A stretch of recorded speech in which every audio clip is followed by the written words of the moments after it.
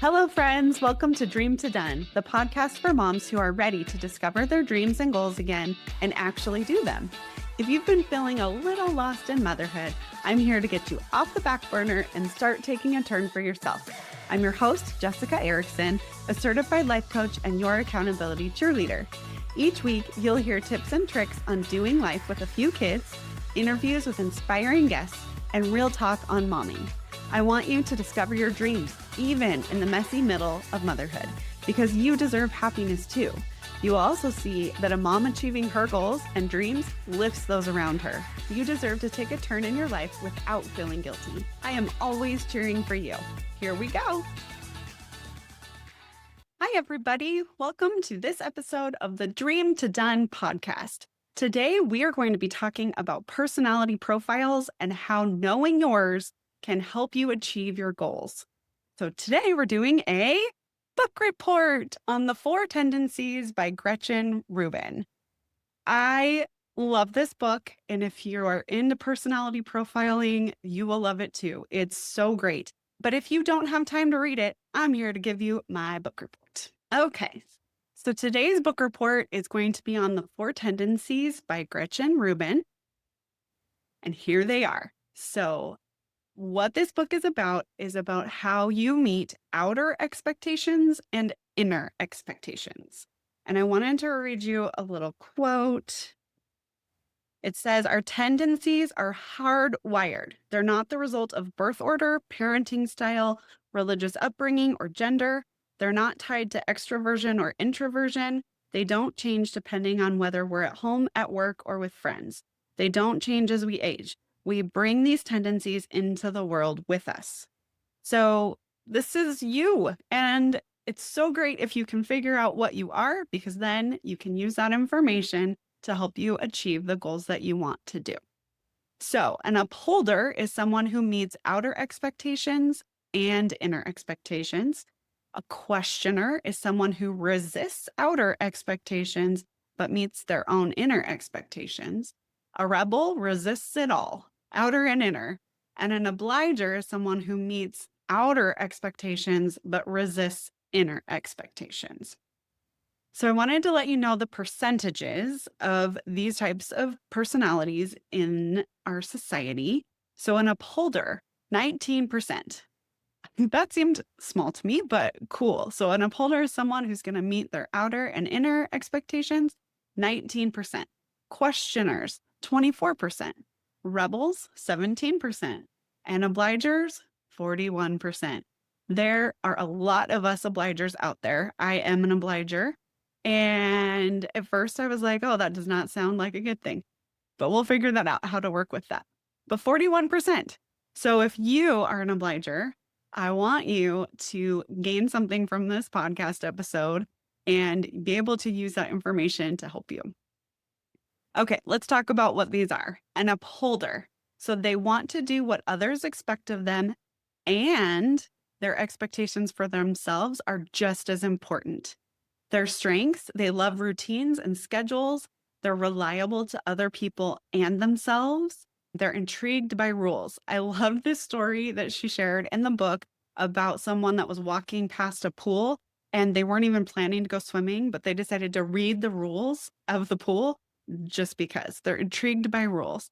When we say that they're self-motivated and self-starters, one of the other interesting things I found in the book was that they do prioritize self-care. They put that on their list, and that is very important to them as well. So they're going to have relax or take a nap or go get a massage, whatever their self-care is, it's going to be on their list and they're going to take care of that. Some weaknesses, they can be confused why other people can't seem to get things done. The author herself is an upholder. Gretchen Rubin is an upholder. And people would constantly ask her how she wrote a book. They just couldn't seem to figure out how she could self-start and do that. And she was confused as to why they were even asking her how to do it. It can also be hard for upholders to delegate. So if they obviously know that they're going to get it done and that it's easy for them to get it done, so it's sometimes hard to delegate to other people that they think won't or won't do it as well. A good example of an upholder is Hermione Granger from the Harry Potter series. And I loved thinking about Hermione always doing her homework and extra homework and taking multiple classes at once. And I remember that quote. I can't remember it exactly. So the boys say, "We almost died." And she said, "Or got expelled." Like getting expelled is getting worse than dying. And anyway, I was laughing about that. And an upholder, just they get it done for themselves and for other people. The next one we're going to talk about is a questioner. They question everything. They're deeply committed to logic, information, and efficiency. So, their strengths, they're going to do exhaustive research. They love themselves a spreadsheet. They enjoy sharing knowledge, and they're really good at creating efficient systems. So, these are some people that you definitely want to have on your team because they're going to poke holes and ask questions about why are we doing it that way? And isn't this way more efficient? And they could end up saving you lots of time and lots of money. So you definitely would like to have a questioner in the mix here. Some weaknesses. They can get into analysis paralysis. Have you ever researched cell phones and you start researching these cell phones and there's so many and there's all these different variables. And by the time you figure out which cell phone you're going to get, they've come out with new models. That's analysis paralysis. You just never get to a conclusion. Questioners also don't like to be questioned. They've already done all the research, so why would you doubt that they came to the right conclusion? They know that they're right because they did all the research and they figured it out by themselves. Another weakness is that they must inwardly justify a rule. So they might not keep the rules if they don't make sense to them. If they're questioning a rule and they just may question all of it. And if it doesn't make sense to them, they're not going to keep it. So they're going to question it. And if it makes sense to them, they will keep it. Okay, an example of this is Steve Jobs. He was definitely a questioner. And in the book, they talk about a bunch of examples where Steve Jobs definitely showed his questioner tendencies. So if you want to go look that up, totally can. The next one we're going to talk about is the rebel. The rebel resists all expectations, outer and inner. They resist control, even self-control, and often enjoy flouting the rules, expectations, and conventions.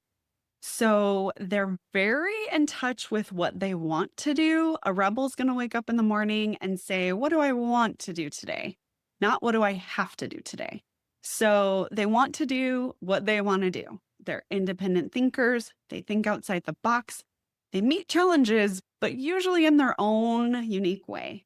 They like to defy expectations and they know what they want.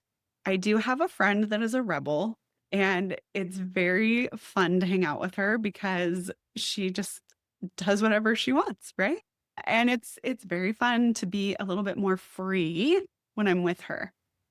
Okay, some weaknesses, rebel weaknesses. They tend to frustrate others and themselves. Sometimes they have to trick themselves to get things done or find a way to like rebel against things.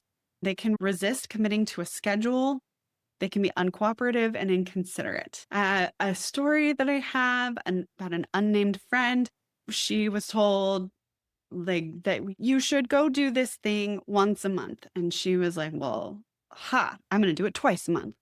So they can do things. It's just that they're going to do it their own way. And if you ask them to do a specific thing, they're going to rebel against that and not want to do it. But if you can give them some options and some consequences for those options and let them make their own decision, they're much more likely to get the thing done. Okay, rebels, lots of fun and very free. Okay, last up is the obliger. They meet expectations of others, but struggle to meet their own inner expectations. Sometimes they're called people pleasers, and I know you know a few. Remember, they're the biggest bunch with 41%. So strengths, they will meet deadlines, keep promises, and follow through for others. They are great team members, leaders, friends, and family members. They're responsible and they go the extra mile for others. But the weakness is they struggle to self-motivate, they have trouble saying no, and they often can get to a point of overwork and burnout. and they get obliger rebellion. If you know somebody like this, I know that you know what I'm talking about, where they say yes and yes and yes and yes so many times. And then they finally a flip switches and they say, no, not doing it anymore. I can't do it anymore. And that's usually because they're so burned out by putting everybody else first and putting themselves last that they're just don't have it in them anymore. So obliger rebellion is a real thing. They will say yes, yes, yes a million times, and then finally flip switch and they're saying no. This was the most interesting thing to me is that obligers are the only group that resent their tendency. So questioners, they're good with being questioners. Rebels, they're mostly good with being rebels. But obligers, we're not so happy with being an obliger. We are frustrated that we can't get ourselves to do our own stuff. Okay, example, Jessica Erickson, that is me. I wanted to clean the garage. I really wanted to clean the garage. I had it on my list for like 5 years and I couldn't get it done on my own. So I was like, oh, I'll get some people involved. I'll have my dad come and bring his truck and take a load to the dump. Well, that kind of worked. I did fill his truck and he took it to the dump, but then the rest of it sat there not organized and didn't really get done. So finally, I got some external accountability, and that was my organizer. And so Erin came and she stood there with me. I knew I wouldn't cancel on her, where I've canceled on myself about 300 times. I knew that while she was there, we were going to get it done because I had paid her. That was her job. So we got it done. Anyway, it's so many examples.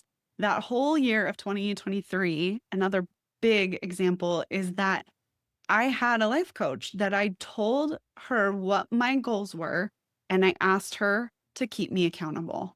I asked her to ask me about my progress on those things each week that we met. So this was probably the key turning point in getting my stuff off of the to-do list and getting it done was to have some accountability.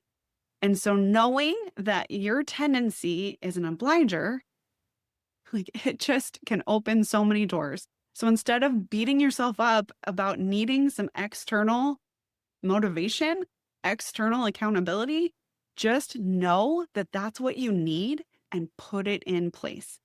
Here's a quote from the book. On page 109, she says, to meet inner expectations, obligers must create structures of outer accountability. They need tools such as supervision, late fees, deadlines, monitoring, and consequences enforced from the outside to keep their promises to themselves. For obligers, this is the crucial element.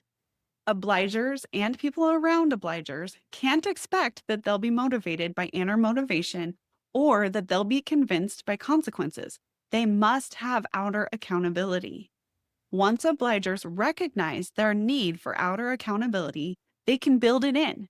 Over the next couple pages, she talks about some people, it could be like an email, an automated email, and that's all they need to get going.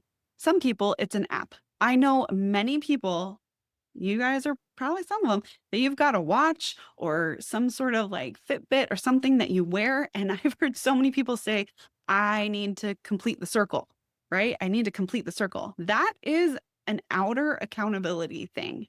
So that works. There are some obligers that are only motivated by a person. And if that's you, let's stop fighting it and just run with it. If you know you need a person, then find a person. Okay? Obligers may do better with a professional. For instance, coaches, career coaches, health coaches, life coaches can provide the crucial accountability by setting concrete goals, establishing deadlines, and looking over their clients' shoulders. They're paid to do this so they don't flake out. We're going to do an entire podcast episode about how other people can flake out and why maybe you've had some accountability partners that haven't worked out in the past and what went wrong there. So stay tuned next week for that. But obligers may need a professional, and that's okay. Like, instead of fighting it, just roll with it and figure out how you can get some outer accountability. Now, what to do?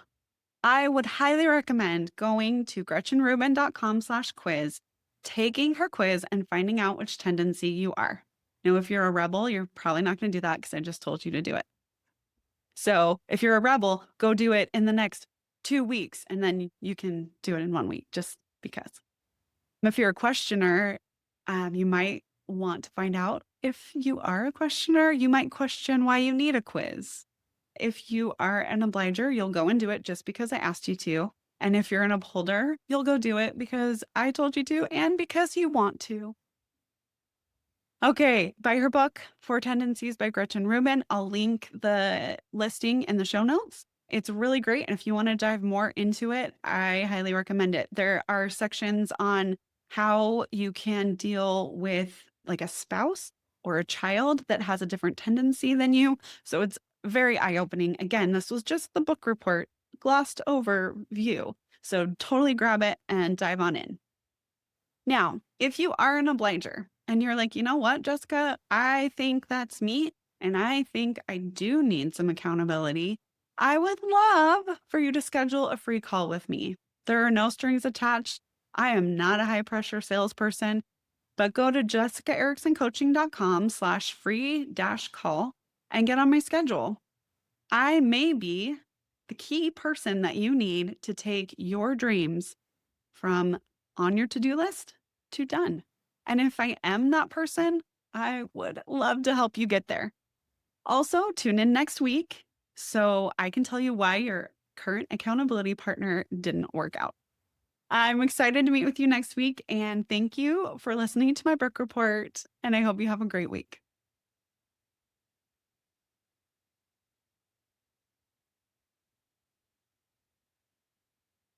Thank you so much for tuning in to this episode of Dream to Done. If you enjoyed today's episode, it would mean so much if you would leave a rating and review. It helps more moms like you find the show. Don't forget to subscribe to the podcast on your favorite podcast player. I'll see you in next week's episode. I'm always cheering for you. See you next week.